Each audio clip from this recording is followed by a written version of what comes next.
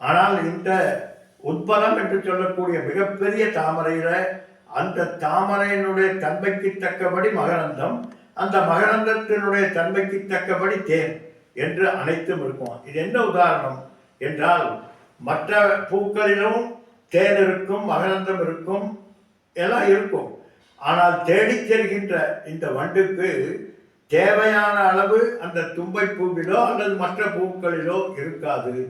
ஆனால் எந்த ஒரு கிரீங்காரம் செய்யக்கூடியதாகிய இந்த வண்டானது இந்த தாமரையை அடைகிறதோ அந்த அந்த வண்டுக்கு தேவையான அளவு தேன் இருக்கிறது, தேவையான அளவு ரசிக்கக்கூடிய தன்மையான அந்த இதழ்கள் இருக்கிறது, மகரந்தம் இருக்கிறது. அது இனி வெளியிலே செல்ல வேண்டிய அவசியம் இல்லாத தன்மையோடு கூடியதாகிய பேரானந்தத்தை தரக்கூடியதாகிய ஒரு கிரீங்காரம் என்கின்ற அம்புஜம் அப்படின்னா கிரீங்காரம் என்கின்ற ஒரு மிகப்பெரிய தாமரை. அந்த தாமரையில அதிகாரித்துவம் வாய்ந்த வண்டுக்கள், அதிகாரித்துவம் வாய்ந்த வண்டுக்கள் என்று சொல்கிறோம் என்றால் எல்லோருமே புருஷார்த்தத்தை நாடி செல்கிறோம். ஆனால் எல்லா வண்டுகளும் அந்த மலர்ந்த தாமரையை அடைவதில்லை, ஒரு சில வண்டுகள் தான் அடைகிறது. அதுபோல நூதன விவேகி, யார் விவேகியாக இருக்கிறார்களோ அவர்கள் இந்த கிரீங்காரம் என்கின்ற அந்த தாமரையை அடைந்து தேவையான அந்த தேனை பருகி பேரானந்தத்தில் மூழ்கி அதிலேயே நிலைத்திருக்கிறார்கள். அப்படிப்பட்ட அந்த அந்த வண்டுக்களுக்கு ஆனந்தத்தையும் மகிழ்ச்சியையும் கொடுத்து கொண்டிருக்கக்கூடியவள் அம்பாள் என்று ஒரு உவமையாக சொல்கிறது. அதனால சர்வமந்திர பீஜமாக இருந்தாலும் கிரீம் என்கின்ற பல பூக்களிலே தேன் இருந்தாலும் கிரீம் என்கின்ற அந்த பீஜத்திலே எப்படி தேவையான அத்துணையும் கிடைத்து விடுகிறது என கிருதகிருத்தியன் என்கின்ற நிலையை அடைந்து விடுவதாக சொல்லப்படுகிறது. அப்படி சர்வ பீஜாச்சரங்களினுடைய தன்மை எல்லாம் இருந்தாலும் அது பின்னமாக இருக்கிறது. தான் வேறு, அனுபவிப்பவர் வேறு, அனுபவிக்கப்படுகின்ற பொருள் வேறு, அனுபவம் வேறு என்கின்ற திருப்புடியோடு கூடியதாக இருக்கக்கூடியதாகிய மலர்கள் தான் பொதுவாக இருக்கிறது. ஆனால் இங்கே கிரீங்காரம் என்பது திருப்புடியற்ற நிலையிலே அர்த்தஸ்புரணமாக அந்த கிரீங்காரத்தினுடைய அர்த்தத்தை யார் ஒருவர் புரிந்து கொள்கிறார்களோ அவர்கள் கிருதகிருத்தியன் என்கின்ற தன்மையை அடைந்த மோட்ச காரணமாக ஞான தாதாவாக அம்பாள் இருந்து பேரானந்தத்தினுடைய நிலையை புரிய வைக்கிறாள். எனவே அதனால்தான் தாமரையில் வண்டுகள் என்று இங்கே உதாரணமாக சொல்வது. அதாவது உத்தம அதிகாரிகள், மெய்ப்பொருள் தேடும் வண்டுகளாக இருக்கக்கூடிய அவர்களுக்கு அந்த உத்தமத்தன்மையான ஞானத்தை கொடுக்கிறாள் என்று அர்த்தமாகும். அடுத்தது கிரீங்கார மனோமாத்தி. அடுத்ததும் இதே நிலைப்பாடு தான். நிறைய இதெல்லாமே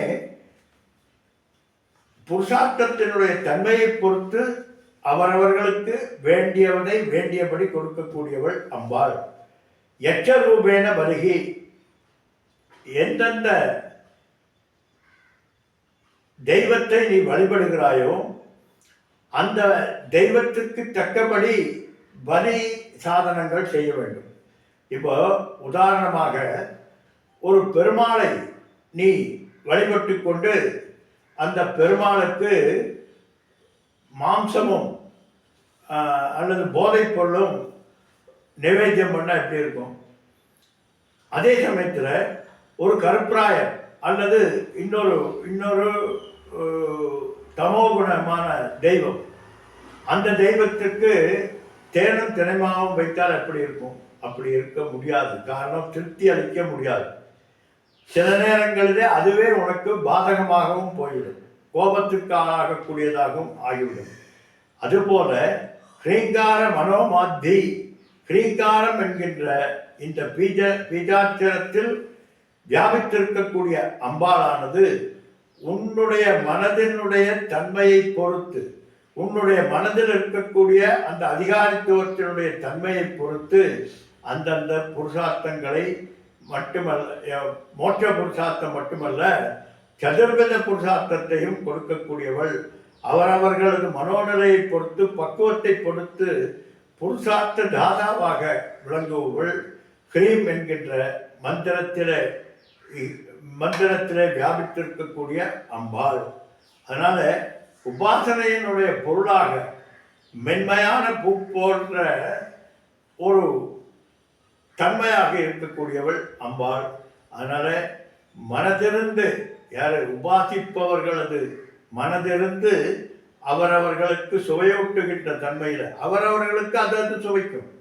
ஒருத்தருக்கு இது சுவைக்கும், இன்னொருத்தருக்கு ஒருத்தருக்கு எல்லாம் இனிப்பாக இருந்தாலும் ஒருத்தருக்கு லட்டு பிடிக்கும், இன்னொருத்தருக்கு ஜிலேபி பிடிக்கும். அதுபோல அம்பாள் அனைத்துமாக வியாபித்திருந்தாலும் அவரவர்களது விருத்தியினுடைய பக்குவத்தை பொறுத்து, அவரவர்களது உபாசனையினுடைய நிலைப்பாடுகளை பொறுத்து அவரவர்களுக்கு அந்த கர்மபல தாதாவாக மனோமாத்தி மனமே மனிதன் மனது வெள்ளத்தனே மலநீட்டம் மாததம் உள்ளத்தனே உயர்வு என்று அவரவர்களது பக்குவம் என்பது மனதினுடைய தன்மையை பொறுத்து இருக்கிறது.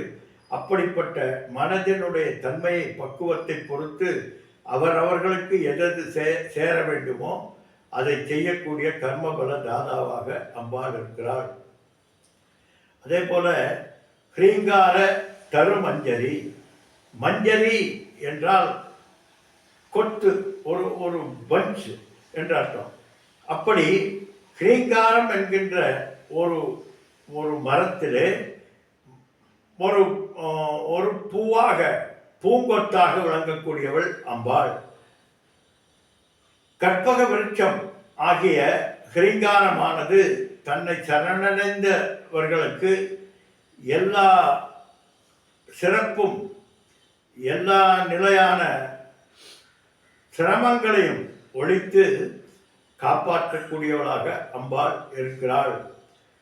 யாரெல்லாம் கஷ்டப்பட்டு கொண்டிருக்கிறார்களோ அவர்களுக்கெல்லாம் ஒரு மனதிலே கிளேசமடைந்து மனதிலே ஒரு கனமான நிலையிலே மன அழுத்தத்தில் இருக்கக்கூடியவர்களுக்கு எப்படி ஒரு பூங்கொட்டு மலர்ந்திருக்கக்கூடிய ஒரு பூங்கொட்டை பார்க்கின்ற போது மனது மெல்ல லேசாகி வருகிறது. அதுபோல சிரமப்படுகின்றவர்களுடைய சிரமங்களை எல்லாம் தீர்த்து காப்பாற்றி ஆசுவாசம் அடைய செய்யக்கூடிய ஒரு பேரானந்தத்தை தரக்கூடியவளாக அம்பாள் இருக்கிறாள். எப்படி ஒரு தருவானது, ஒரு விருட்சமானது அலைவாய்ந்து அலைந்து கொண்டிருக்கக்கூடியவர்கள் வருபவர்களுக்கு நிழல் தருகிறது. நிழல் மட்டுமல்ல, அந்த நிழலிலே ஒரு மனத்தை தருகிறது.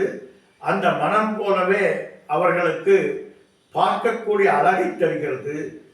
தன்னுடைய மனதை ஒரு நிலைப்பாட்டிலிருந்து மாற்றி சுவிட்ச் ஓவர் செய்து தான் ஆசுவாசப்படுத்தி கொண்டு மறுபடியும் சக்தி பெற்று தன்னுடைய பயணத்தை தொடர்வதற்கு எப்படி ஒரு விருட்சமானது ஒரு பெரிய நிலைப்பாடு கொண்டிருக்கிறதோ அதுபோல நம்முடைய வாழ்க்கை துக்கம் துக்கம் துக்கம் என்று எப்பொழுதும் துக்கத்தையே அனுபவித்துக் கொண்டிருக்கக்கூடிய நம்முடைய வாழ்க்கைக்கு ஒரு கிளுகிழுப்பை போல நமக்கு ஒரு பெரிய பேக்கப் கொடுத்து நான் இருக்கிறேன், யாம் இருக்க பயமேன் என்பது போன்ற நிலைப்பாடுகளை கொண்டு நம்மை ஆசுவாசப்படுத்தி நமக்கு ஏற்பட்டிருக்கக்கூடிய சலிப்புக்களை எல்லாம் போக்க வைத்து மறுபடியும் நம்முடைய வாழ்க்கையை தொடர்வதற்கு ஒரு விருட்சமாக அம்பாள் இருக்கிறாள். ஒரு விருட்சத்தில் அந்த விருட்சத்தினுடைய வேர், தண்டு, இலை, மரம் என்கின்ற அத்தனையும் ஒருவருக்கு பயன்பட்டு கொண்டிருக்கிறது. விருட்சம் என்பது அடுத்தவர்களுக்கு ஏதோ ஒரு வகையில் அவர்களுக்கு தேவையானவற்றை கொடுத்து கொண்டிருக்கிறது. அதுபோல அம்பாள் என்கின்ற மிகப்பெரிய விருட்சம் பல பல பறவைகளுக்கும் பல பல பிராணிகளுக்கும் பல பல மனிதர்களுக்கும் ஏன் அத்துணை பேருக்குமே ஒரு நிழலை கொடுத்து பசியை போக்கி அந்த அந்த பசி யார் யாருக்கெல்லாம் போகிறது பாருங்க. ஒரு ஒரு வேரானது நிலத்திலே இருந்து அழுகிற போது மரத்துக்கு மண்ணுக்கு பசி போகிறது. அதே போல பூ என்பது வண்டுகளுக்கு பசி போக்குகிறது. தேன் என்பது வண்டுகளுக்கு பசி போக்குகிறது. இன்னும் பறவைகளுக்கு பசி போக்குகிறது.